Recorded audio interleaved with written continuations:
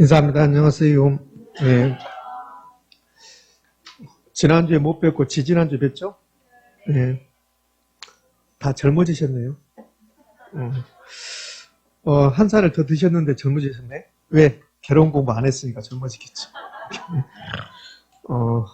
여러분, 저는 여러분들 보고 싶었습니다. 그래요? 새해부터는 거짓말 하지 말고. 자, 오늘 수업해 볼 건데, 여러분들 그런 거 계획 세우지 마세요. 뭔가 열심히 해야 되겠다. 계획 세우지 말라고. 스트레스만 받아요. 세상 살면서 계획대로 된 적이 있습니까? 없습니까? 없어요. 그러니까 스트레스 받지 말고 계획 세우지 말고 그날 충실하면 돼요.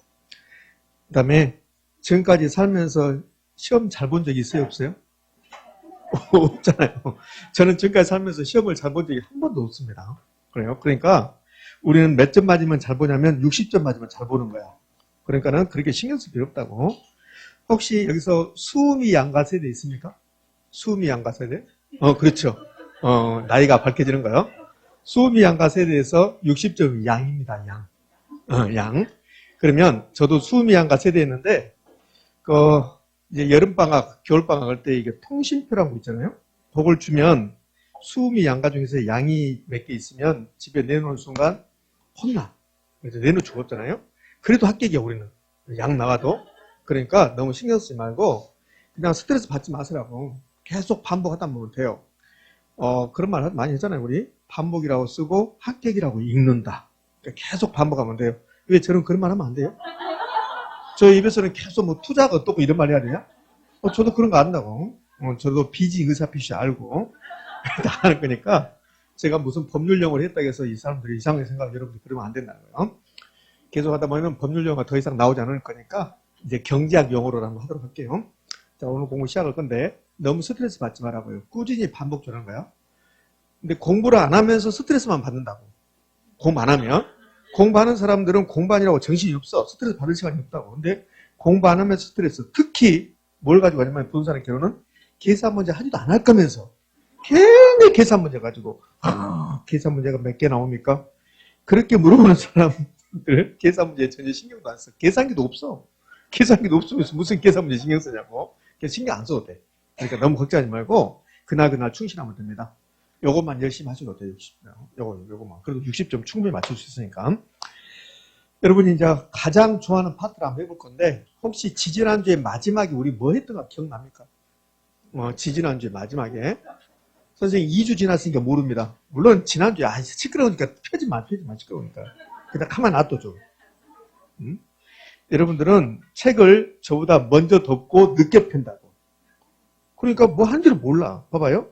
제가 오늘 수업 끝나기 전에 저는 끝나고서 덮거든. 근데 여러분 끝날 긴미만 보이면 덮어버리잖아. 그리고 펼 때는 그 다음 주 펼 때는 어디 한지를 모르니까 못 펴. 그래서 내가 몇 표씩 좀 넣을 때 편다고. 그러니까 저보다 늦게 빨리 덮어버리고 늦게 펴니까 공부를 안 한다는 소리죠. 그러니까 스트레스 받을 필요 없어요. 어떤 분은 7월달, 8월달에 이 책이 한 봐가지고 두 장이 붙어가지고 두 장이 겹치 넘어가는 거야. 붙어가지고 그런 분도 있어. 그러니까 책을 너무 많이 볼 필요 없어. 그래도 합격이니까. 자, 공부합시다 이제. 계속 이렇게 할 수는 없으니까. 자, 오늘은 이제 투자론을 할 건데 투자론은 오늘하고 다음 주하고 이제 두 번에 걸쳐서 할 겁니다. 11월, 12월 과정에서 두 번에 걸쳐서 했던 게 수요 공급 이론이에요. 경제론 파트. 근데 이제 1월, 2월 과정에서는 투자론을 두 번에 걸쳐서 하고 3, 4월 과정에서는 감정평가를 두 번에 걸쳐서 한다고. 그러니까 경제론, 투자론, 감정평가론 이 세 부분이 중요하니까 그 세 부분은 이제 순차적으로 두 번에 걸쳐서 그러니까 이번 출안에서는 투자론을 좀 더 자세히 할 거라고요. 오늘 많이 어려워요. 많이 어려운데 공부 방법은 이런 거예요. 우리는 논리가 필요 없어. 그냥 이게 자주 나온다. 그러면 그건 하면 돼요. 그러니까 어려우면 어떻게 하냐면 반대로 하면 돼. 이 논리가 그러니까 공부를 이렇게 해야 되잖아요. 공부는 이 이론을 배우고 나서 문제에 접근해야 되는데 이게 어려우면 문제를 먼저 봐. 뭐라고 출제하는가 이 부분을. 그 부분만 집중적으로 하면 돼. 그렇게만. 자, 예를 들면 오늘 이제 지렛대효과라는 게 있다고. 예를 들어서 잘 하려는데 안 되네. 잘 하려는데. 나는 여러분에게 뒷모습을 보이기 싫은데. 뒷모습 보여주네. 내가 무슨 지휘자도 아니고. 예? 자, 이제 투자론 한데요. 이제 예를 들어볼게요. 여기 투자론에서 뭐가 있냐면 지렛대 효과라는 게 있어요. 그 지렛대 효과가 요거 다 틀어졌네 이게. 그래서 내가 틀어질 것을 예비해서 제가 동그라미 열심히 다 틀어졌잖아요. 그렇게 대비해서 동그라미 없애버렸지. 없애버리면 나오잖아. 넓은 거 이렇게. 그럼 지렛대 효과가 시험에 자주 나오는데 요 내용이 어려우면 그럼 어떻게 출제하는가 보라고. 어떻게 출제하는가. 그럼 어떻게 출제하냐면 이렇게 출제한다고. 그러니까 이걸 보고 지렛대 효과란 요 개념을 내구나. 그다음에 정의 지렛대 효과란 부의 지렛대 효과란 이렇게 나오잖아요. 그러면 시험 문제는 정의 지렛대 효과가 뭐냐고 물어본다고. 정의 지렛대 효과가. 그럼 거기에 맞춰서 공부하면 된다고 이렇게. 그러니까 정의 지렛대 효과가 뭐냐, 중립 지렛대 뭐냐 이렇게 맞춰서 공부하고 이게 책을 보면 양 사이드에 내용은 보지 않는다 하더라도 양 사이드에 기출 지문 보라겠다고. 그 기출 지문이 매우 중요하다고. 그러면 기출 지문 중에서 이제 이런 게 나와요. 뭐가 나오냐면 기출 지문 봅시다. 여기 보면 타인 자본 이용으로 레버리지를 활용하면 위험이 감소된다 이렇게 나왔거든요. 요거는 27회 때만 지금 대표적으로 이제 예를 들은 거고 얘는 한 6, 7번 나왔거든요. 이게. 그럼 요거 틀린 지문이에요. 그럼 6, 7번 나왔다는 소리는 자주 나온다는 소리잖아요. 그럼 이 부분은 이제 중점별, 이거 자주 나오구나. 이거 공부하면 된단 말이에요. 그럼 이게 옳은 말인가 틀린 말인가 가서 확인하면 돼요. 내용을. 볼래요? 타인 자본 이용해서 투자했습니다. 그러면 자기 자본 수익 높일 수 있다. 지렛대가 기대된다. 그러나 금융적 위험 등 투자 위험은 뭐 한다? 증가한다. 그랬어요. 근데 여기는 뭐라고 나왔냐면 투자 위험이 감소한다고 했어요. 틀린 지문이다. 이렇게 하는 거야. 이렇게. 역으로. 그러니까 내용이 엄청나게 어려우면 기출 지문을 먼저 보는 거야. 뭐라고 출제하는가? 그리고 나서 거기에 맞춰서 공부하면 된다.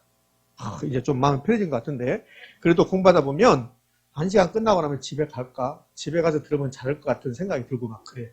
이게 공부를 하는 그렇습니다. 자, 그럼 이제 투자를 시작해 볼까요? 다음 주까지 걸쳐서 투자를 할 건데 이 투자론에서 가장 먼저 투자의 개념.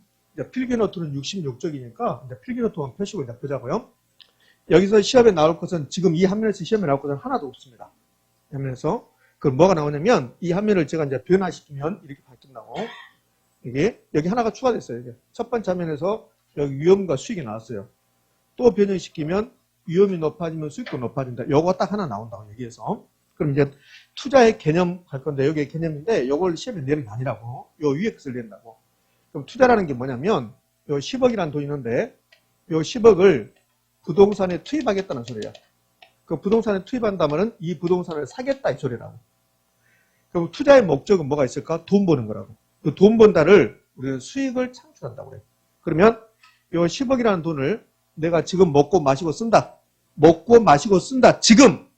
그럼 지금은 현재 먹고 마시고 쓴다. 소비. 확실하게 소비할 수 있다는 소리예요. 그럼 이 10억이라는 돈을 제가 지금 먹고 마시고 써버리면 그러면 이 부동산에 돈을 투입할 수 있다 없다? 없다는 거야.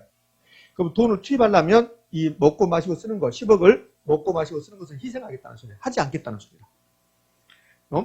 대신에 이걸 희생하고 이 10억을 부동산에 넣겠다. 이게 부동산 투자야. 근데 무슨 목적으로? 수익을 창출할 목적으로.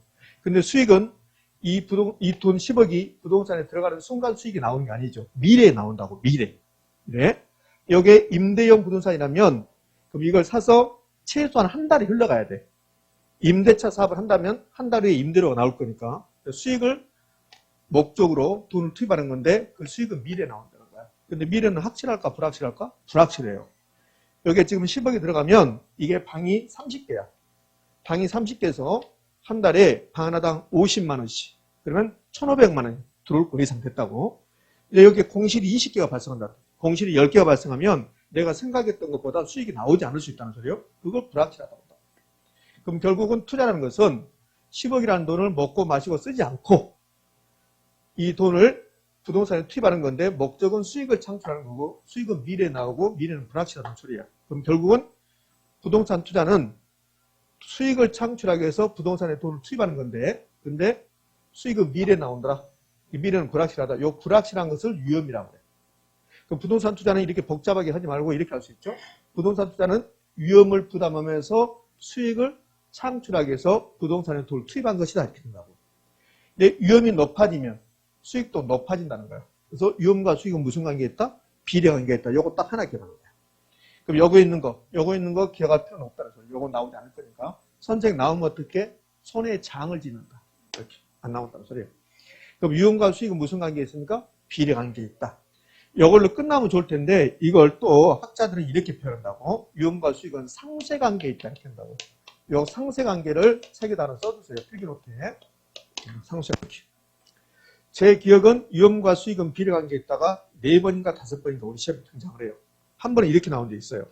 위험과 수익의 상쇄관계란 위험과 수익의 비례관계를 말한다. OX?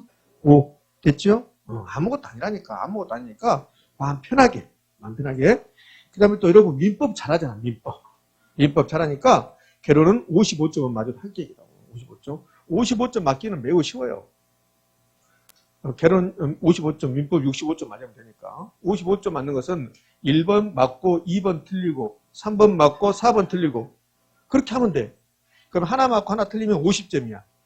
그잖아요. 그래서 두 개를 실수로 맞춰버려. 두 개를 실수로 맞춰버리면 55점이라고. 매우 쉬워요. 이거. 55점은. 근데 민법은 또 토요일 날도 하고 그러잖아요. 그러니까 65점 충분히 맞출 수 있어요.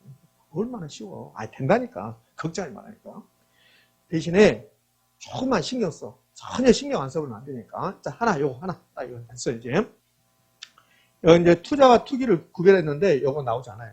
나오지 않고, 그럼 왜 이걸 봐야 되냐면, 요 투자가 취득, 보유, 처분, 이 과정을 알아야만 이 다음에 연결된다고. 그래서 보는 거지, 투자와 투기가 어떻게 다릅니까? 이런 거 시험에 내리지 않는다고. 그럼 투자든 투기든 이 부동산을 취득하는 거야, 취득했습니다. 취득해서 이걸 내가 3년 동안 가지고 있다. 보유한다. 하루만 가지고 있어도 보유하는 거예요. 그죠? 내가 이걸 사서 그 다음날 팔았다. 그럼 하루 동안 보유하잖아요. 그 보유할 때 이게 임대용 부동산이라면 임대 영업을 하느냐 하지 않느냐. 영업을 하고 있으면 투자라고 하고 영업하지 않으면 투기라고 불러요. 그 영업한다를 운영한다고 그래요. 운영한다 또는 운용한다 이렇게요. 운영이라고 표현하기도 운용이라고 표현하고 이렇게요. 그거 임대 영업을 하니 이 말이 운영하니 이 소리예요. 그 운영하고 있다가 나중에 일정 경우에 팔겠다. 이렇게 되는 것을 투자라고 그래. 그래서 투기는 취득해서 가지고 있는데 운영하지 않아요. 운영하지 않고 바로 처분해. 그러니까 투기는 사서 10억이 사서 한 달 후에 12억이 되니까 이걸 홀라당 팔아버린다고. 이걸 투기라고 그래. 그럼 투자는 취득, 운영, 처분 이 3단계를 거쳐가는 거야. 취득, 운영, 처분 3단계를 거쳐가는 걸 투자라고 해. 투자와 투기 비교 시험에 나오지 않습니다. 다만 투자는 취득하는 과정이 있어야 되고 그다음에 보유할 때 운영하는 과정이 있어야 되고 이게 영업한다는 소리예요. 그다음에 처분하는 과정이 있어야 된다. 이걸 투자라고 한다. 자, 투자 분석이란 말. 앞으로 투자 분석이란 말을 많이 쓴다고. 다음 주에 이제 투자론을 한 2시간 정도 할 건데 다음 주에 투자 분석만 아주 엄청나게 많이 배워요. 투자 분석만. 그럼 투자 분석한단 말이 무슨 뜻일까? 이 부동산이 있으면 이 부동산에 내가 돈을 투자할까 말까 이걸 살까 말까 고민하는 거. 그게 투자 분석이에요. 투자 분석은 투자 여부를 결정하는 거야. 투자할까 말까. 그 투자의 목적은 뭐가 있어요? 돈 버는 거. 그러니까 투자 결정은 투자 분석인데 투자 분석이 투자 결정인데 이거지요. 이 부동산에 투자한다면 나가는 돈이 있을 것이다. 나가는 돈이 현금 지출이라고. 그럼 들어오는 돈이 있을 것이다. 현금 수입이라고. 이 비교해서 수입이 더 크면 지출보다 수입이 더 크면 투자한다 안 한다? 한다. 이걸 투자 분석한다. 그럼 반대로 지출이 더 크다면 투자한다 안 한다? 안 한다. 투자하는 경우를 투자 가치가 있다. 투자하지 않는 경우는 투자 가치가 없다 이렇게 한다고. 이게 투자 분석이야. 그러면 이 부동산 투자 분석한단 말은 과연 이 부동산에 돈을 투입하면 내 돈 10억이 나가면 10억이 나가면 들어오는 돈은 얼마일까? 그럼 10억이 나가는데 들어올 걸 예상되는 돈은 8억이다. 그러면 지출이 더 크죠? 그럼 투자 가치 있다 없다? 없다. 이게 투자 분석이야. 이게. 그러니까 투자 분석은 결국은 예상되는 투자했습니까? 안 했습니까? 안 했죠. 안 했으니까 투자한다면 예상되는 현금 수익과 지출을 따져보겠습니다. 이게 투자 분석이야. 그러면 현금 수익과 현금 지출을 따져보는데 앞으로 예상은 생략이야. 왜? 투자로는 전부 다 예상이야. 아직 투자하지 않았으니까. 그럼 예상 빼버리고 현금 수익과 지출을 따져본다. 그래서 이 현금 수익과 지출 이 두 개를 묶어서 현금 수입에서 수하고 지출에서 지를 따서 이걸 현금 수지라고 한다고. 현금 수지. 그럼 투자 분석은 이 부동산의 현금 수지가 어떻게 되는가? 현금 수지를 분석해 봅니다. 현금 수지를 추정해 봅니다. 이게 투자 분석이 된다. 됐습니까? 그럼 여기서 지금까지 했던 것 중에서 시험에 나올 수 있는 것은 딱 하나밖에 없어요. 위험과 수익은 무슨 관계에 있다? 비례 관계에 있다. 그것을 뭐라 한다? 상쇄 관계라고 한다. 이제. 자, 그러면 여기 이제 3번에서 이제 시험 지문이 나오는데, 그럼 투자 분석한단 말은 결국 현금 수지를 따져본다. 현금 수지를 다른 말로 현금 흐름이라고 해요. 현금 흐름, 캐시플로우 그렇게 하거든요. 영어로 표현하면. 자, 그러면 이봐요. 현금 수지의 특정. 이 수지가 수입과 지출. 들어오는 건 나가는 거. 들어오고 나가면 흐름이거든. 흐름. 그럼 현금 흐름의 측정, 현금 수지의 측정. 그럼 여기 현금 수지의 측정, 현금 흐름의 측정을 다른 말로 해볼까요? 요거 네 글자로. 투자 분석. 아까 3번에서 투자 분석한단 말이 이 부동산으로부터 예상되는 현금 수익과 지출을 따져본다. 현금 수지를 분석한다. 투자 분석이라겠죠. 그럼 투자 분석하려면 수익과 지출을 따져본다는 소리야. 그럼 이제 수익과 지출을 따져볼 건데, 수익과 지출을 따지기 위해서 이 투자 대상 부동산이 나온 거라고요. 여기 이제 투자 대상 부동산. 벌써부터 눈을 감고 있으면 어떡해요? 난 너 보고 있다. 벌써부터 눈을 감으면 어떡해? 이게 투자 대상 부동산이고 이게 임대용 부동산입니다. 그럼 임대용 부동산이면 이제 임대 영업을 하겠죠. 그럼 임대 영업을 한다면 나에게 들어오는 돈과 내 돈 나가는 거 그거 따져보겠다. 그게 현금 수지 측정이야. 근데 이 부동산이 10억짜리래. 그러면 10억짜리면 이 부동산에 투자한다면 총 투자액이 얼마일까? 10억이야. 그러니까 부동산 가격과 총 투자액이 같은 말이라는 것을 알아야 돼. 총 투자액 쓸 자리에 부동산 가격을 써도 상관없다는 거야. 우리가 총 투자액이 필요한데 시험 자료에 총 투자액이란 말은 없어요. 대신에 부동산 가격이 나오는 거야. 근데 총 투자액이 필요한데 부동산 가격이 자료에 나온 거야. 총 투자액이 없는 거야. 근데 손들어 시험장에서. 그래도 감독관한테 여기 총 투자액이 없어요. 그러면 감독관이 자기도 모르니까 다른 시험지를 본다고. 가서 다른 시험지도 없어요. 그런다. 감독관이. 그러니까 총 투자액하고 부동산 가격이 똑같다는 거 알아야 한다고. 무슨 말인지 되시죠? 이거 알아야만 이제 풀리는 문제가 나온다고 이렇게. 다음 주에 알게 돼. 다음 주에 보면 총 투자액하고 부동산 가격이 똑같구나. 이건 외우는 게 아니지. 집에 가셔서 총 투자액하고 부동산 가격이 똑같다고 또 10번 쓰는 사람이 있다. 미쳐버려. 아니 여기에 10억짜리래. 이 부동산 가격이 10억짜리래. 그럼 총 투자액이 얼마요? 10억이겠지. 그걸 왜 외우냐고. 그래서 막 외워. 그래서 막 크고도 얼굴 빨개져가지고 언니 공부 너무 열심히 하고 커피 한잔 마시자. 커피 먹는 시간이 더 많아. 어떻게 된 게. 그렇게 할 필요 없다는 소리예요. 자, 총 투자액이 나왔습니다. 여기서부터. 근데 부동산에 투자하면 꼭 내 돈만 가지고 투자하는 게 아니라 은행에서 돈을 빌려서 투자하는 경우가 많다고. 그래서 총 투자액이 나오면 내 돈하고 은행 돈하고 이제 구별하셔야 돼. 그럼 내 돈이 지금 5억 있는 거야. 내 돈을 자기 자본이라고 그래. 자기 자본을 다른 말로 지분 또는 지분 투자액이라고 한다고. 그걸 자본이라고 한다고. 이렇게. 그게 5억이야. 그럼 이런 말이죠. 10억짜리 임대용 부동산이 매물로 나왔는데 내가 돈 5억을 가지고 있다. 그럼 이 부동산에 내가 투자한다면 과연 현금 수지가 어떻게 될 것인가? 그거 분석하는 게 투자 분석이라고. 그러면 내 돈은 5억밖에 없으니까 은행에서 5억을 빌려와야 된다는 소리야. 그럼 5억을 빌려오면 그 5억 빌려오는 게 유흥자액을 타임자본. 다른 말로 저당 투자액, 차입금, 유흥자액 여러 가지 표현을 쓸 수 있다고. 이걸 해결하기 위해서는 부채라고. 부채. 이거 빚이잖아. 빚. 그렇죠? 그러니까 총 투자액이 나오면 은행 돈하고 내 돈하고 구별해야 되는데 반드시 은행 돈을 먼저 써준다고. 내 돈을 밑에 쓴다고. 부동산과 결혼이 그만큼 겸손한 과목이라고. 언제나 돼도. 저도 예전에 별명이 겸손이었다. 아니 왜 이렇게 이상하게 웃어요? 진짜라니까. 예? 겸손해가지고 키가 별로 안 컸지. 겸손해서. 그러니까 타인 자본 밑에 자기 자본 이렇게. 그럼 이런 거잖아요. 10억짜리 임대용 분산이 매물로 나는데 나는 5억밖에 없다. 그래서 은행에서 5억을 빌려서 투자한다면 그럼 은행에다가 이자 주고 원리금 갚고 국가에 세금 내고 각종 경비 빼고 과연 나에게 수지 타제 맞는가 안 맞는가 그거 따져보는 걸 투자 분석. 그걸 현금 흐름을 추정한다. 이렇게. 자, 지금까지 시험에 나오고 하나도 없어요. 그럼 이제 지금부터 시험에 나온다고. 그럼 이 부동산의 현금 흐름을 추정할 건데 투자는 취득, 운영, 처분 3단계를 거쳐간다. 그래서 3번에서 이것도 배웠던 거야. 봐요. 3번에서. 요거는 시험에 나오지 않는다 했잖아요. 요거는. 근데 왜 이걸 했냐? 이걸 하기 위해서. 여기도 마찬가지예요. 투자와 투기 비교 시험에 나오지 않는다 했잖아요. 그럼 투자를 왜 취득, 운영, 처분 여기서 배웠냐? 이걸 하기 위해서. 이거 하기 위해서 했다. 그러니까 이걸 앞에서 이걸 모르고 오면 갑자기 투자하는데 무슨 취득, 운영, 처분이 바로 나오는 거야. 그 뭔 말인가 띵 해지는 거지. 그래서 하고 나온 거라고. 그럼 이제 취득할 때는 돈이 들어올까 나갈까? 나가. 취득할 때 무조건 나간다고. 현금 유출이라고 해. 반드시 유출이라고 할 필요 없어요. 나가는 돈, 지출 걸면 된다고. 지출해도 되고 그냥 나가는 돈 해도 되고. 지출이 나가는 돈이라고 모르는 사람 다 없잖아요. 그럼 반드시 유출이나 지출하게 됩니까? 아니요. 투자 금액, 투자 비용 이렇게 하면 된다고. 이렇게. 그다음에 이제 운영할 거예요. 운영. 운영한단 말은 이거 임대용 분사니까 임대 영업을 한다는 소리라고. 그럼 운영합니다. 영업한다는 소리예요. 그럼 영업할 때 돈이 들어오기도 하고 나가기도 한다고. 그럼 운영할 때, 영업할 때 돈이 들어온다, 수입, 나간다, 지출.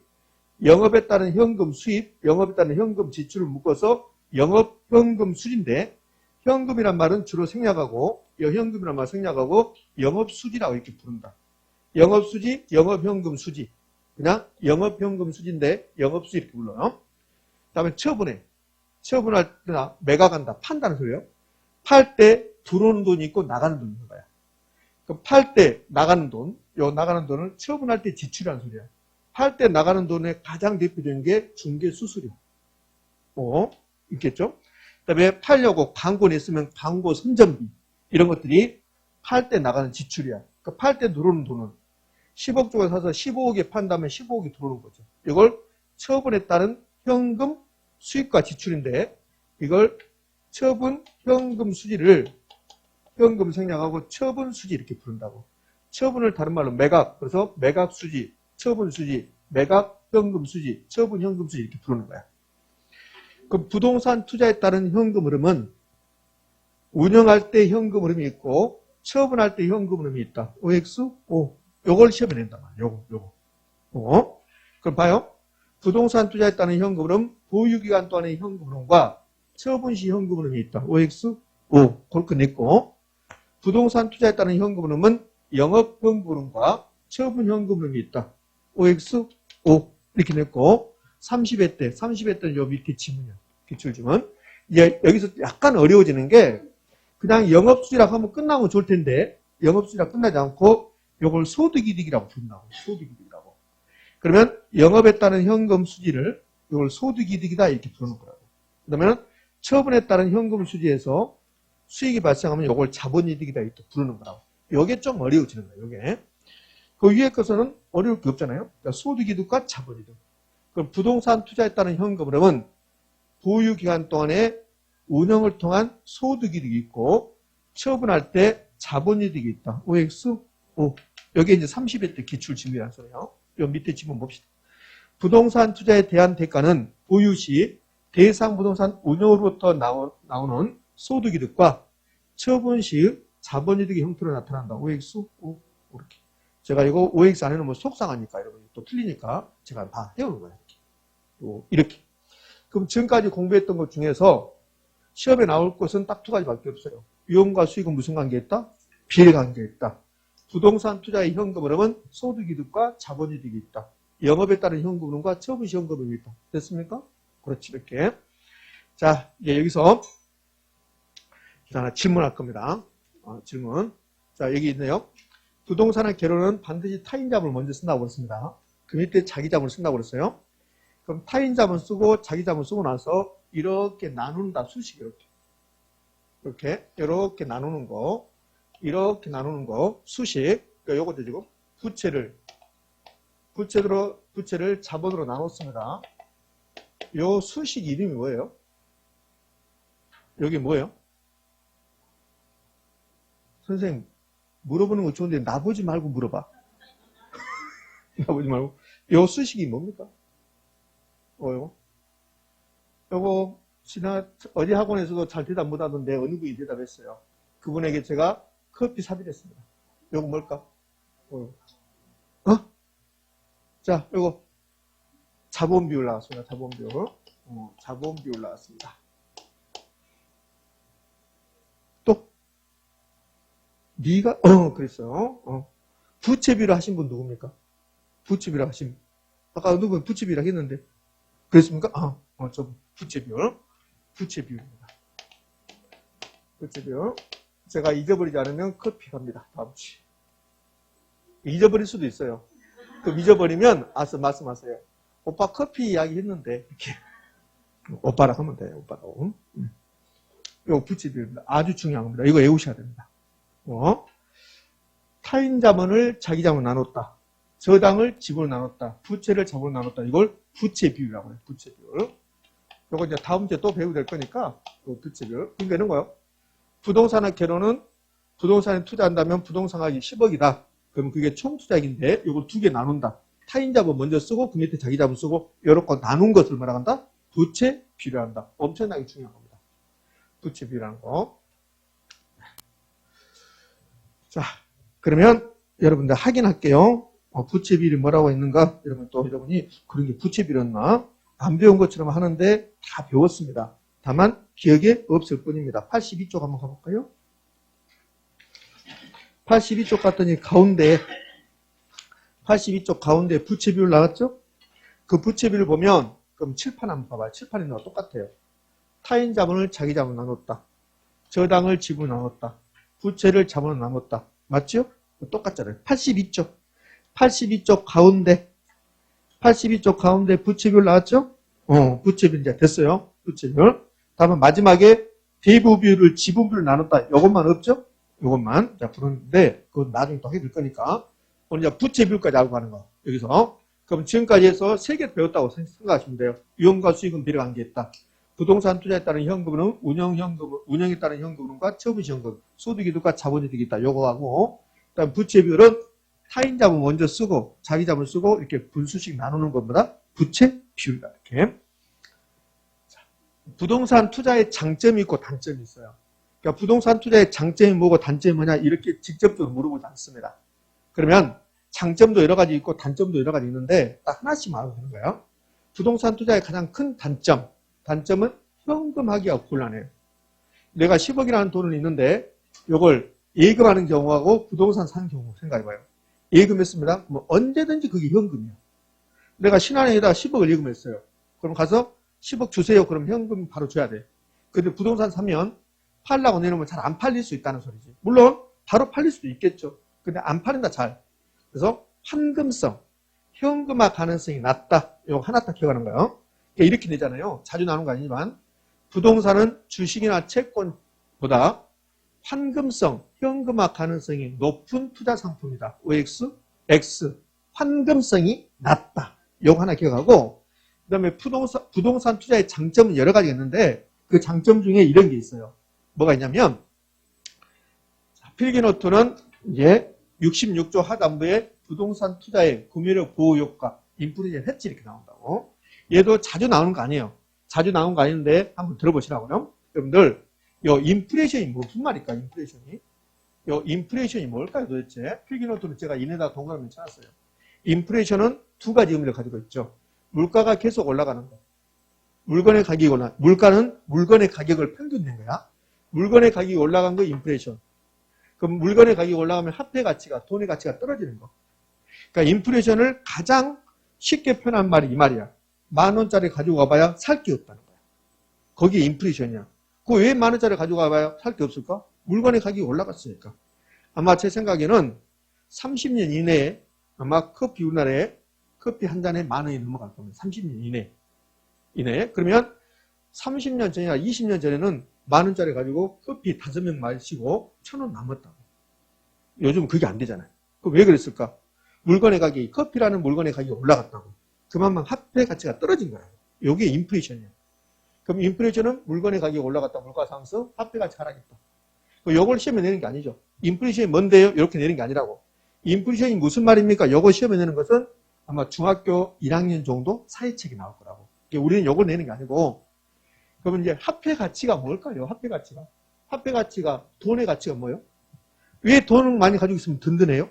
왜 그럴까? 루이비통 가방을 살 수 있으니까 그런다. 돈 없으면 루이비통 가방 못 사는 거야. 그러니까 돈을 많이 가지고 있으면 그러면 든든하니까. 그것은 물건을 살 수 있으니까 그런다고. 그러니까 돈의 가치라는 것은 물건을 사는 힘, 구매력, 구매력. 요 구매, 물건을 사는 거요. 힘. 그럼 화폐 가치가 구매력이라고, 구매력. 화폐 구매력, 물건을 사는 힘. 그죠? 그럼 화폐 가치가 떨어졌다는 소리는 물건을 사는 힘이 감소했다는 소리라고. 이게 인플레이션이야. 그 10,000원짜리 가지고 봐야 살 게 없다. 그 10,000원의 가치가, 10,000원이 물건을 사는 힘이 떨어졌다는 소리야, 이게 인플레이션이야. 여기까지 시험에 안 나와요. 그 뭐가 내냐면, 좋아. 그러면 인플레이션이 발생할 것 같다.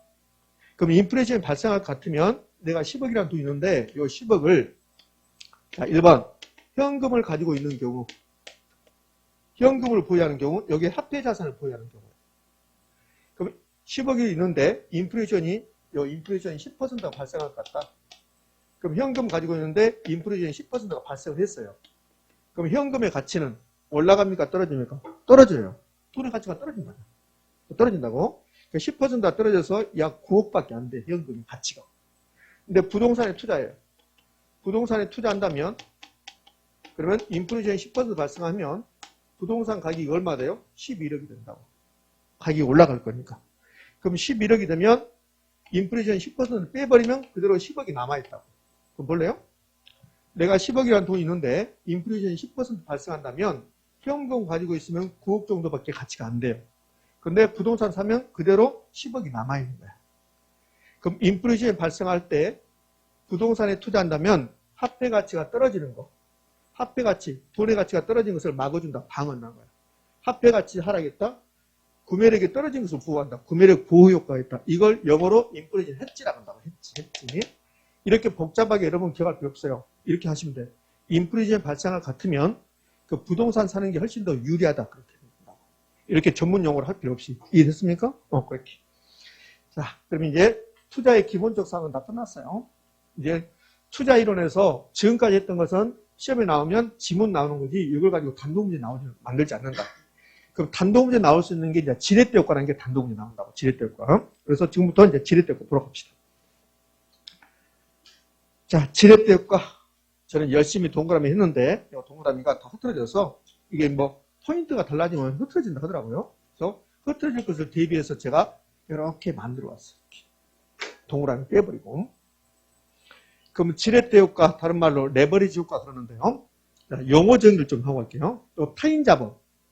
타인 자본이 남의 돈이죠. 타인 자본을 차입금이라고 해요. 타인 자본을 융자익이라고 할 수 있습니까? 융자익이라고 할 수 있죠. 타인 자본을 부채라고 할 수 있습니까? 부채라고 할 수 있죠. 또 타인 자본이 저당이라고 해요. 저당. 그러니까 타인 자본하고 똑같은 말이 차입금, 융자익, 부채 다 똑같은 말이에요. 그 다음에 자기자본 수익률. 요 자기자본 수익률하고 똑같은 말이에요. 자기자본을 다른 말로 뭐라고 그래요? 지분. 또는 지분 투자액이라고 해요. 그럼 자기자본 수익률하고 똑같은 말은 지분 투자 수익률. 지분 투자 수익률 또는 지분 투자에서 투자 빼불고 지분 수익률 그런다고. 그러니까 똑같은 말이 계속 바꾼다는 거예요. 여기다 써드리면 자기자본 수익률하고 똑같은 말이 지분 수익률 또는 지분 투자 수익률 그렇다고. 근데 이 지분 자기자본을 순자산이라고 해요. 순자산. 그럼 순자산 수익률 이렇게 다 똑같은 말이야. 그럼 자기자본 수익률이나 순자산 대비 투자 수익률. 순자산 대비 투자 수익률이 그냥 순자산 수익률이라고. 또는 지분 투자액 대비 수익률이 투자 수익률이 지분 수익률이에요. 그러니까 다 똑같은 말이에요. 그러니까 이게 좀 힘들어 분산한 결론은 타인 자본하고 똑같은 말이 차입금, 융자, 부채 이렇게 뭐 저당. 그다음에 자기 자본 수익률하고 똑같은 말이 지분 수익률, 순자산 대비 투자 수익률 이렇게. 자, 그러면 지렛대 효과의 개념이 뭐냐면 부동산에 투자하는데 내 돈만 가지고 투자하는 게 아니라 은행에서 돈을 빌려서 투자한다. 타인 자본 이용했다. 차입금을 이용했다. 그랬더니 내 돈의 수익률, 자기 자본 수익률이 진폭을 크겠다. 진폭이 별 의미가 없어요. 내 돈의 수익률을 변화시켰다. 이걸 지렛대 효과라고. 타인 자본 이용해서 투자했더니 내 돈의 수익률이 변동했다. 이걸 뭐라 한다? 지렛대 효과라고 한다고. 지렛대 효과가 시험에 나오면 이 개념은 거의 나와. 나오면 지렛대 효과 시험에 나오면 이 개념은 거의 나온다고. 자, 지렛대 효과 뭔데? 내 돈만 가지고 투자하는 게 아니라 타인 자본 이용해서 투자했더니 내 돈의 수익률이 변동할 수 있다. 이걸 뭐라 한다? 지렛대 효과라고 한다고. 근데 이걸 타인 자본용에서 투자해서 자기 자본 수익을 변동시킨다. 요건데 다른 말로는 이렇게 할 수 있잖아요. 차입금을 이용해서 자기 자본 수익의 변동을 처리하는 거.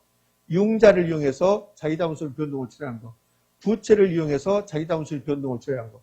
전부 다 지렛대 효과라는 소리예요. 또 이렇게 할 수 있잖아요. 지렛대 효과란 타인 자본 이용했을 때 순자산 대비 투자 수익의 변동을 처리하는 거. 타인 자본 이용했을 때 자기 자본 아니 지분 투자 대비 투자 수익의 변동을 처리하는 거. 이거 전부 다 지렛대 효과라는 소리예요. 그럼 우리 현실적으로 보면 전세를 끼고 주택을 샀는데 주택 가격이 올라갔다. 그것도 지렛대 효과라는 소리예요. 그럼 전세금을 이용해서 또 저당을 이용했다면 은행에 돈 빌렸다는 소리예요. 내가 이 주택을 사는데 은행에 돈 빌렸다는 소리예요. 그 저당을 이용했다고 그래. 그래서 주택을 구입했는데 주택 가격이 변화했다. 이것도 지렛대 효과라는 소리예요. 이것도 3번 내죠. 전세금 이용해서 주택을 구입하는 것도 지렛대 효과로 볼 수 있다. OX? 아무것도 아니라니까. 아무것도 아니에요. 눈만 크게 뜨면 좀 있으면 눈이 개슴푸르해진다니까. 그래서 문제가 되는 거예요. 눈만 개슴푸르해진 게 아니라 머리도 이상해져. 띵해진다고. 그것 때문에 아무것도 아니라니까. 선생님 아무것도 아니라 그러는데 입을 때려버리고 싶어 진짜. 머리 아파 죽겠네. 자, 이게 지렛대 효과 개념이에요. 자, 그럼 이제 지렛대 효과 유형인데 유형도 매년 나와요. 아니 매년 나온 게 아니라 이 지렛대 효과가 나오면 유형은 언제나 나오게 돼 있어. 그러니까 지렛대 효과 유형이 3가지가 있다는 소리예요. 자, 유형하기 전에 봐봐요. 차입이 없대요. 타인자본 이용하지 않았습니다. 그럼 차입이 없으면 타인자본 이용하지 않았으면 지렛대 효과 있을까 없을까? 없어요. 그럼 차입하지 않으면 어떤 일이 발생하냐면 자기 자본하고 내 돈하고 총 투자액하고 똑같은 말이 되는 거예요. 총 투자액하고 총 투자액을 총 자본이라고 그래요. 총 자본. 그럼 돈을 빌려오지 않으면 전액 자기 자본이라면 자기 자본하고 총 투자액이 똑같아진다고. 맞죠? 그러면 돈을 빌려오지 않으면 자기 자본하고 총 투자액이 똑같은데 자기 자본 수익률이 10%라면 총 자본 수익률은 몇 퍼센트일까? 10%가 된다고. 돈 안 빌려오면 내 돈하고 총 투자액이 똑같아. 그럼 총 투자 수익률이나 자기 자본 수익률이나 똑같다는 소리예요. 근데 돈을 빌려와. 차입을 한다고. 차입을 했다. 여기에 이제 지렛대 효과가 나타나는 거야. 차입하지 않으면 지렛대 효과가 없는 거야. 차입하면 지렛대 효과가 나타난 거라고. 그러면 차입했단 말은 총 투자액하고 자기 자본 수익이 같다 다르다? 다르다는 소리예요. 다르다. 그래서 차입하면 요 총 투자액하고 총 투자 총 자본하고 자기 자본이 달라지는 거라고. 자기 자본이 달라지는 거지.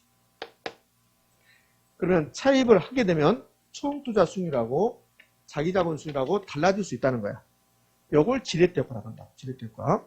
그러면 총 자본 수익률이 높을 수도 있고 자기 자본이 높을 수도 있고 또 같을 수도 있고 요걸 지렛대 효과라고 한다고. 그러니까 타인 자본 이용하지 않으면 지렛대 효과가 나타나지 않는데 타인 자본 이용했더니 요 자기 자본 수익률이 변동한다고. 요게 변동한다고. 여기에 변동해서 총 자본 수익률하고 자기 자본이 달라진다. 요걸 지렛대 효과다. 이렇게 해요. 참고적으로 총 투자 수익률, 총 자본 수익률은 은행에서 돈을 빌려오든 빌려오지 않든 빌려올 때 많이 빌려오든 조금 빌려오든 이자를 많이 주든 조금 주든 총 자본 수익률이 변동하지 않습니다. 총 자본 수익률은 언제나 똑같아. 총 자본 수익률이 변동하잖아. 그러니까 지렛대 효과에서 총 자본 수익률이 변동했다 그러면 무조건 틀린 지분이야. 총 자본 수익률이 변동하잖아. 돈을 빌려오든 빌려오지 않든 많이 빌려오든 조금 빌려오든 이자율은 높든 낮든 총 자본 수익률이 변동하지 않는다. 그럼 뭐가 변동해요? 자기 자본 수익률이 변동한다고. 이걸 지렛대 효과라고 한다고. 자, 그러면 이제 지렛대 효과의 개념이 끝났는데, 그럼 지렛대 효과는 정의 지렛대, 중립 지렛대, 부의 지렛대가 있는데, 그럼 요거는 이제 논리적으로 기억할 필요 없죠. 그냥 상식적으로 하시면 돼요. 돈을 이제 빌려와요. 돈을 빌려오는데, 돈을 빌려오면 이자를 줘야 됩니까? 안 줘야 됩니까? 줘야 되죠. 그 이자를 줘야 되는데, 그게 이제 이자 주는 게 이자율이잖아요. 그럼 돈 빌려올 때 이자율을 5% 주기로 했다. 그래서 차입금이라고. 그럼 차입금리라고 딱 하면 좋을 텐데 이 차입금리하고 똑같은 말이 너무너무 많아요. 차입금리, 대출금리, 대출 이자율, 또 이걸 저당 이자율. 쓸 필요 없어요. 필기노트 있을 겁니다 아마. 여기까지도 괜찮아. 그런데 내가 은행에서 돈 빌릴 때 차입금리가 만약에 5%가 이 5%는 은행 입장에서는 수익률이야, 수익률. 그래서 이걸 저당 수익률이라고 부른단 말이에요. 저당 수익률이라고 이렇게. 그럼 여기 제가 차익금리 써놨어요. 저는 차익금리라고 써놨지만 시험은 차익금리라고 나올 수도 있고 저당 수익률이라고 나올 수 있다는 소리예요. 근데 시험은 저당 수익률이라고 잘 나오는 거예요. 이렇게. 그럼 선생 저당 수익이라고 써놓지 여기다가 왜 차익금리라고 썼어? 여기다 저당 수익이라고 써놓으면 여러분이 잘 이해를 못한다고. 그래서 차익금리라고 써놓은 거예요. 네? 그러니까 차익금리하고 뭐가 똑같아요? 저당 수익률하고 똑같은 거예요. 차익금리하고 저당 수익률. 그 다음에 총자본 수익률 또는 총투자 수익률, 종합수익률을 그린다고. 종합수익률. 필기노트 다 있어요. 근데 총자본 수익률이 여기에 종합수익률인데 종합수익률이라는 표현은 잘 쓰지 않아요. 그냥 총자본 수익이라는 표현이 가장 일반적인 겁니다. 그러면 이제 영어 정의가 끝났으니까 우리 상식적인 이야기를 한번 해볼게요. 은행에서 돈을 빌려와요. 빌려오는데 차익금리가 5%야. 그래서 투자했어요. 투자해서 수익률이 몇 퍼센트 나왔냐면 10% 나왔어요. 이걸 총자본 수익률이라고 해요. 총자본 수익률이 10%야. 이 말은 은행에서 돈을 빌려오는데 5%를 빌려와서 투자했는데 10% 수익을 낸 거라고. 그럼 이 10 중에서 은행에다 몇 주면 돼요? 5를 주면 돼요. 그럼 나머지 5가 남았죠. 그게 내 돈의 수익률을 높여버린다고. 그게. 그러니까 여기 부담스러우면 은행에서 돈 빌려오는데 이자율을 0.0001% 빌려왔어요.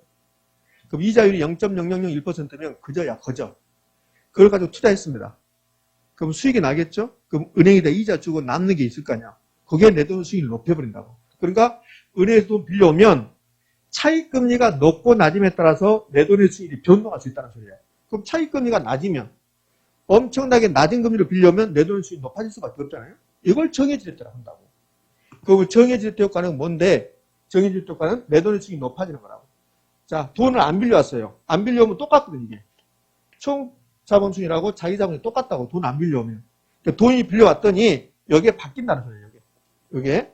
근데 돈을 빌려오든 안 빌려오든 이건 똑같아요. 이건 똑같고 자기 자본수익이 변동하는 거예요. 안 빌려오면 둘 다 10%예요. 이렇게. 안 빌려오면 둘 다 10% 똑같다고. 근데 빌려오는데 차익금리를 낮게 빌려오면 그러면 내 돈의 수익률이 높아져. 이게 높아져서 요 12, 15가 된다는 소리예요. 이걸 정해질 때를 한단 말이에요.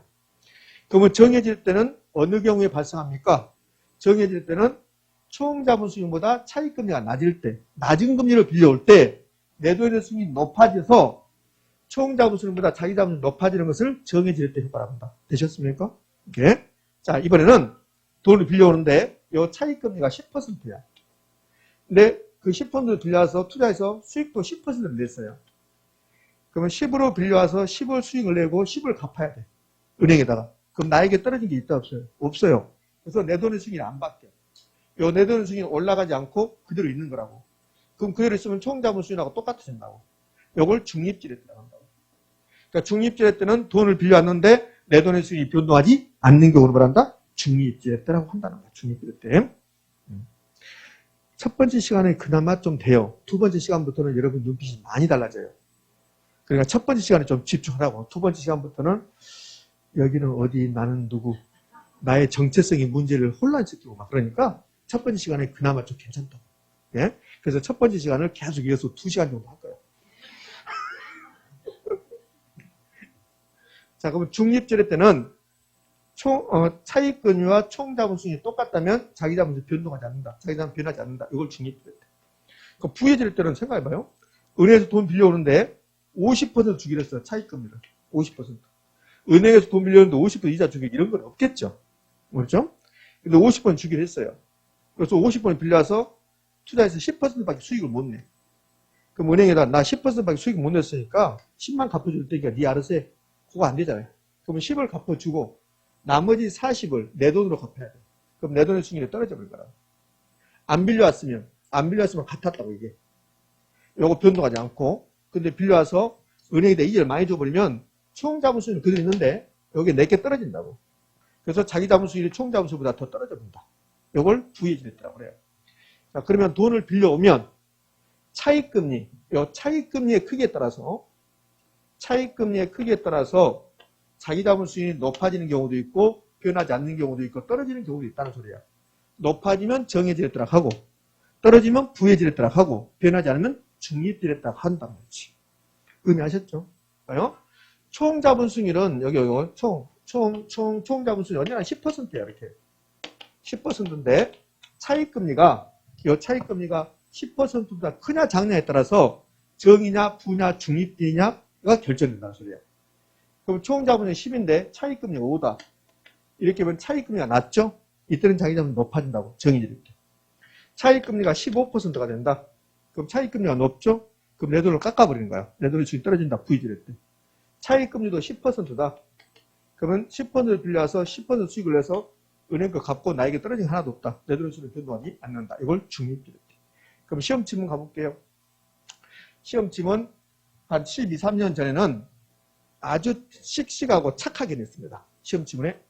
12, 3년 전에는 어떻게 내냐면 요거 지렛대 효과가 나오고 요거 반드시 나오거든요. 그러면 12, 3년 전에는 정의 지렛대 효과란 총 자본 수익보다 차익금리가 낮을 때 자기 자본 수익이 높아지는 경우를 말한다. 뭡니까 있습니까? 오, 그렇게 착실하게 됐다고. 착하게. 역시 20년 전으로 12, 3년 전으로 갑시다. 그러면 20년 전, 12, 3년 전에는 중립지렛대 효과란 총 자본 수익과 차익금리가 같을 때 자기 자본 수익이 변하지 않는 경우를 말한다. OX, O 이렇게. 요즘은 요거 다 빼. 요거 다 빼고 그냥 요것만 줘. 요것만. 그럼 어떻게 하냐면 총 자본 수익이 차익금리가 높을 때 요거 표현할 때 차익금리가 낮을 때 이렇게 표현할 수도 있고 총 자본 수익이 높을 때 이렇게 표현할 수도 있고 그럼 총 자본 수익이 높으면 자기 자본이 높아진다. OX, O. 요게 이제 정해질 때야. 요즘은 정중립부를 다 뺀다고. 총 자본 수익률과 차익금리가 같으면 그러면 자기 자본 수익은 변동하지 않는다고. 근데 여기다가 여러분 이제 헷갈리라고 여기다가 딱 하나를 뭐 집을 던져준다고. 그러면 그때부터 여러분 헷갈리기 시작한다고. 요 두 개 같으면 총 자본 수익률과 차익금리가 같으면 무조건 자기 자본 수익은 변동하지 않는다고.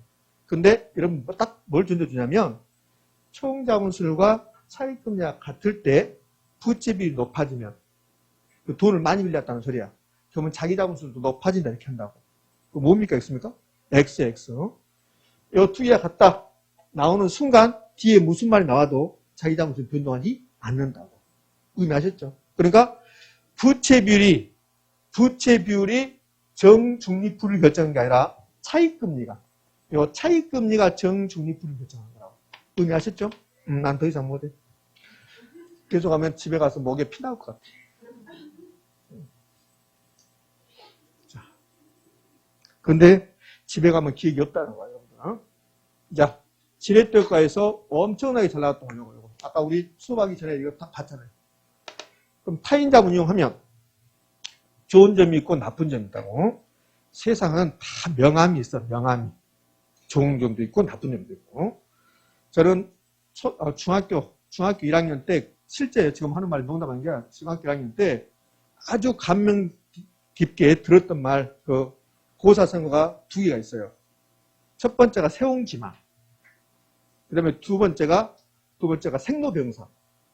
그래서 실제로 저는 크게 기쁘도 않고 크게 슬프도 않아요, 실제로. 그러니까 슬픔이 곧 기쁨이고 기쁨이 곧 슬픔이더라고. 그게 어렸을 때 중학교 1학년 때 그 세옹지마는 말을 아주 머리에 딱 각인시켰던 것 같아요. 그 다음에 생로병사하고. 그러니까 어차피 태어나면 살다가 병들고 고통 있고 이렇게 간다. 그러니까 실제로 저는 크게 기뻐하지도 않고 크게 슬퍼하지도 않습니다. 여러분이 돈을 1억을 갖다 줘봐. 크게 기뻐하지 않는다고. 그 1억이 나에게 하살이 될 수 있으니까 실제로 그런다니까요. 그러니까 저는 크게 기뻐하지도 않고 슬퍼하지도 않습니다. 여러분이 어떤 자극을 보내도 그렇구나. 이렇게. 제가 곧 이순입니다. 이순이 무슨 말인지 모르니까 나이가 60이라는 소리예요. 이순이 무슨 뜻인지 압니까? 이순이란 말은 기가 순해진다는 소리야. 그러니까 어떤 말을 들어도 기가 순해진다. 그게 이순이야. 60 정도 되면 세상 풍파를 다 거쳐서 어떤 말을 들어도 기가 순해지는 거야. 저 여기 봐. 기가 순해졌으니까. 그렇죠.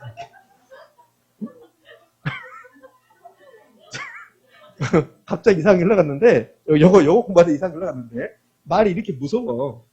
그러니까, 다시 연찬대로 와. 그만해, 이제. 한문 시간 아니니까. 그치? 그럼 타인자 운용하면 좋은 점과 나쁜 점이 있다는 소리야. 그 세옹지마가 좋은 점, 나쁜 점이 나타난다는 소리야, 그게. 그럼 타인자 운용하면 좋은 점은 내 돈의 수익은 자기 자본 수익을 높일 수 있다고. 요 지렛대가 기대되는 거야. 근데 투자에 따른 위험이 증가할까 감소할까? 증가해요. 전액 자기 자본을 투자했다. 그럼 내 돈만 딱 망해도 내 돈만 버려버리면 된다고. 근데 은행에 돈 빌려왔다. 그럼 이제 형사 처벌된다. 그러니까 은행에 돈 빌려오는 순간 투자 위험이 증가할까 감소할까? 증가. 요거 엄청나게 작아요. 그럼 타인 자본 이용하면 좋은 점은 자기 자본 수익을 높일 수 있다. 지렛대가 기대된다. 그렇지만 금융적 위험 등 투자 위험도 뭐한다? 증가한다. 그래서 이거를 완전히 둔갑이 나온다고. 어떻게 되냐면 타인 자본 이용하면 자기 자본 수익을 높일 수 있어서 그런다고. 높일 수 있어서 투자 위험이 감소한다 이렇게 된다고. 그 뭡니까 있습니까? X. 아무것도 아니라고 이렇게. 자 이제 이 지렛대과 전환은 우리 시험에서 딱 한 번 나왔어요. 한 번 나왔는데 지렛대과 전환은 자 바꾼다는 소리야. 자 이런 거 봐요. 이게 무슨 지렛대인가 봐요. 총 자본 수익률은 10%고 차익금리가 15%예요. 그럼 차익금리가 높아요. 이건 무슨 지렛대입니까? 부의 지렛대야. 부의 지렛대인데 그런데 부의 지렛대가 발생하면 내 돈의 수익률이 계속 떨어지니까 이걸 정의 지렛대로 바꾸고 싶어. 부의 지렛대를 정의 지렛대로 바꿔버리고 싶어요. 이걸 바꾸고 싶다. 이걸 지렛대과 전환이라고 해요. 전환. 지렛대과 전환. 그럼 지렛대과 전환, 정의 지렛대로 만들려면 총자본 수익률하고 차익금리, 총자본 수익률은 그대로 10%예요. 차익금리가 9%가 되면 그러면 정의 지렛대가 되는 거죠. 그럼 부의 지렛대를 정의 지렛대로 바꾸려면 요 차익금리를 낮추라는 소리야. 차익금리. 그럼 차익금리를 낮추면 부의 지렛대가 정의 지렛대로 뭔가 전환된다. 됐습니까? 이제 지렛대가 끝났어요. 근데 지렛대과에서는 요 자기 자본수는 계산 문제가 있다. 자기 자본 계산 문제. 자, 계산 문제 지금 하는 게 아니니까 지렛대과는 자기 자본수 계산 문제가 있구나. 이렇게. 자기 자본수 계산 문제는 한 5번 정도 나왔던 것 같아요. 시험에서. 최근에는 29회 때 됐습니다. 네? 자, 이제 지렛대과 끝났어요. 지렛대과는 계산 문제 빼고 다 끝났습니다. 그러면 그동안 출제했던 거 이제 살펴보도록 할까요? 자, 여기까지 하고 이제 빨리 쉬어야 돼요. 여러분 눈빛이 빨리 쉴 때가 됐어요, 지금. 자, 1번.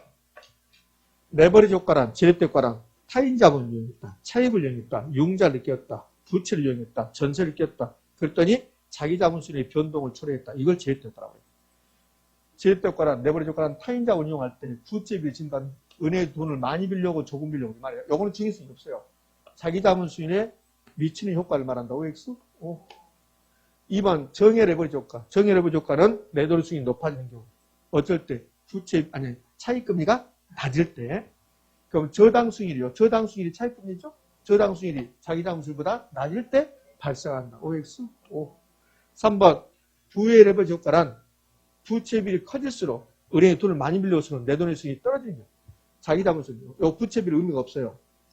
부의 레버리지 효과는 내 돈의 수익이 높아지는 경우입니까? 떨어지는 경우입니까? 떨어지는 경우.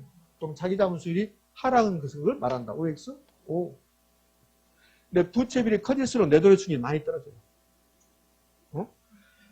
4번 총 자본 수익과 저당 수익이 동일한 경우. 똑같아요. 그러면 중립지렛대. 이렇게 똑같아지면 은행에 돈을 많이 빌려든 조금 빌려든 내 돈의 수익에 영향을 미치잖아요.